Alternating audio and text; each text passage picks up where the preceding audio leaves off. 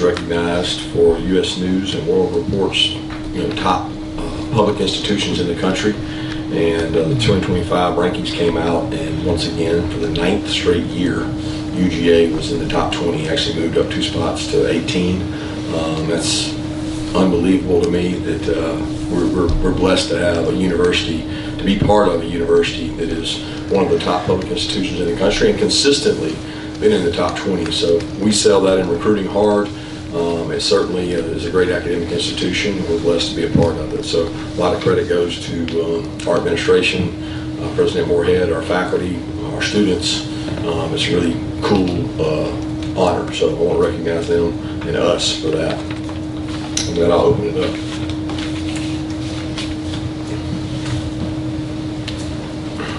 How has practice been so far this week? It's good. You don't ever have to worry about them on this week. You got to be careful not to leave it all on the practice field. That's probably the biggest thing is holding guys back and making sure that they don't overdo it. But spirited, get after practice, and it's like I said, when you get in these SEC rivalry games, it's not a motivation issue.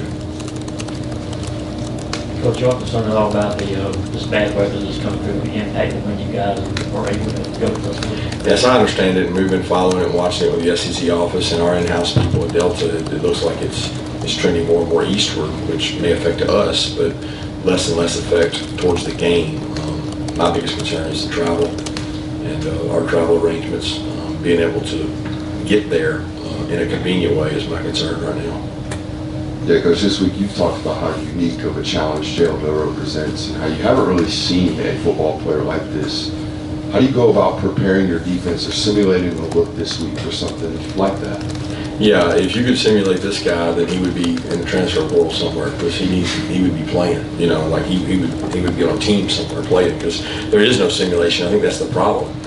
He can go as fast backwards as he can go forward. I've seen him get out of jams straight ahead, backwards, elite quickness. When you see him in person on the field, he's very thick and very hard to tackle, but yet has a bazooka for an arm. So, there is no simulation. You show pictures and you work really hard on tackling, and we've done that for 2 weeks because when you're tackling him, it's like tackling a back. He's just harder to get on the ground and very elusive. So there's no simulation. There's only pictures and the best job you can. Yeah, how would you assess how Jared Wilson has done over the season, specifically when it comes to communicating things to both the linemen around him, but also Carson as well? Yeah, he's done a great job. He's very intelligent. He understands. He did a great job last year. He studied under Sid Van Pran. He picks things up. Carson does a lot of our communication as well as Jared. They share in it. Carson has the ability to override, but Jared and he are on the same page, so he's done a really good job. Speaking of Carson, how would you assess his play through 3 games, and just where do you want to continue to see improvement? I think he's done a better job this year with his legs. He's decided to run on multiple occasions when he's needed to. I'm sure he would say he'd like to have some throws back, but 3 games in last year, he felt the same way. There's some throws he'd like to have back. So I've seen a lot of Carson to know that he's in a good headspace. He's a really good quarterback. Got a lot of confidence in him. As far as who Carson's throwing to, there isn't the star power there was last year, but you may have more depth there receiver and tight end. Do you feel like that's kind of a greater than the sum of its parts situation, or is that or do you disagree that there's not as much star power?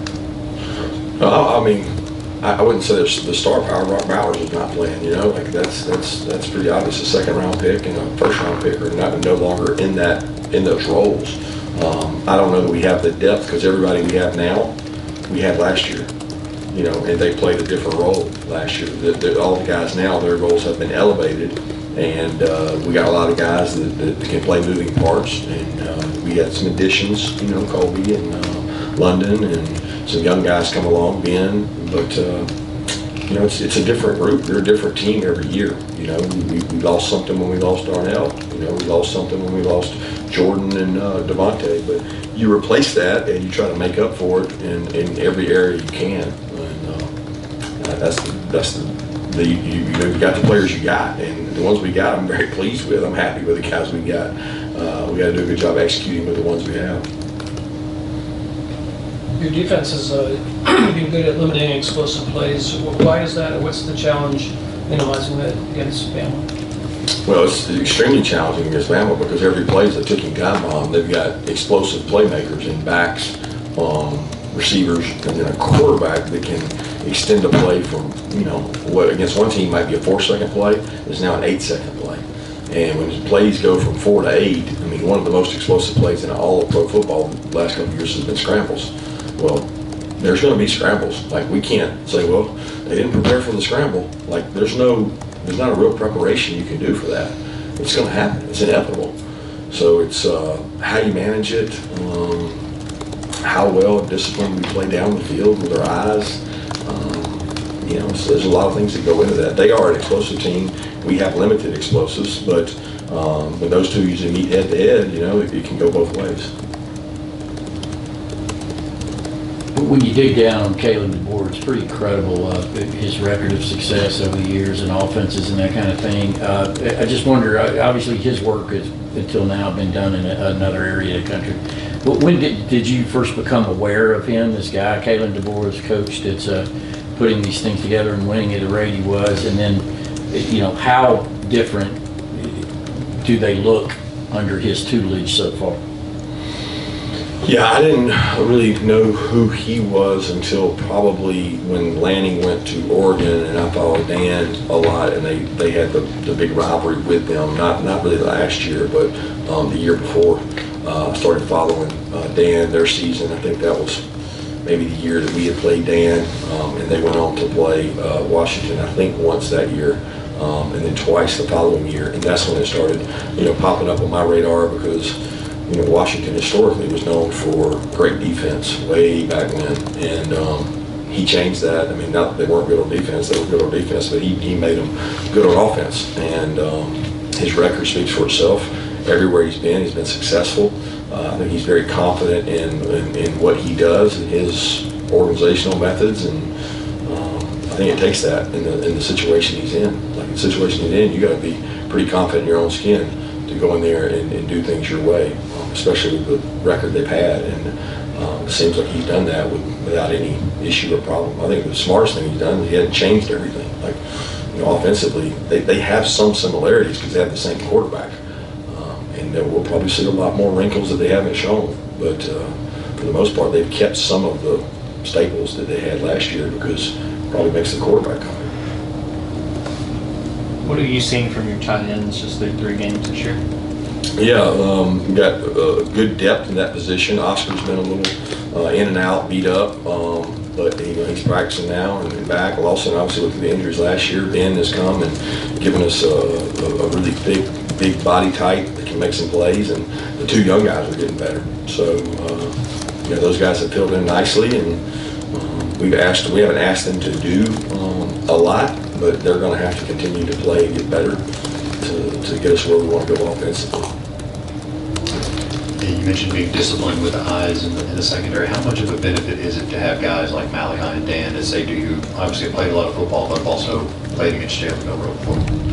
Well, I mean, it helps when Jalen Milroe's played against them too, and we got some guys in the secondary that haven't played against him. So it takes great discipline against this guy, but it also takes disciplined rush. It takes a defined plan. It takes 11 people, we call it rush and coverage, working together, and you have to team up against this guy. It's not going to be one guy that stops him. It has to be an 11-person plan that tries to control him. Yeah, you mentioned Dan, and he's gone against Kalen 3 times. Did you reach out to Dan at all about what it's like going against a Kalen DeBoer coach team and how that might help you prepare for this game? Yeah, I mean, we do that with everybody that plays against him. We do it with Dan too, but I mean, he didn't have the most success either. So, I mean, he's had some tough games and some tough decisions against him, and has a lot of respect for him, just like we do. But we did a lot of that in the offseason. I mean, you talk to people about your future opponents and share ideas and home-like opponents.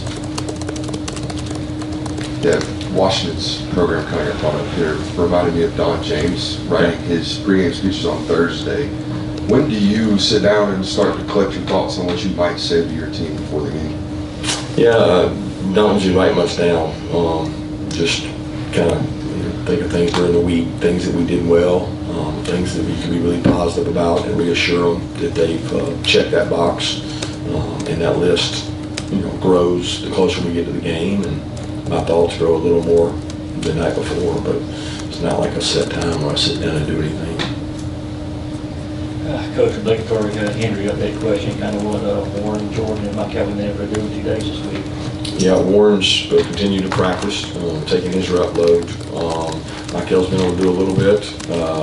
I still don't know the timeline on Michael. He's looked good, running and taking some reps, some light reps, some rush reps, some stuff he did today. It's his first day really getting out there and doing some things. But I don't, again, I had to talk to Ron, so I don't want to watch the tape and be able to see that. Jordan's still pushing through. Is that it? Feel good about Warren. Michael's going to be close, and Jordan is still trying to get into practice. Yeah, with a guy like Jalen Walker who's able to do so much with a game like this, how do you go about getting the most out of him? Well, we have different roles for Jalen. He's very bright. He's ability to play stack backer, he can play outside backer, he can cover people. He's a good athlete. And, how do you get the most out of him? You play him, and you have different roles for him. So we've got different packages for him. Any more questions, Coach Mark?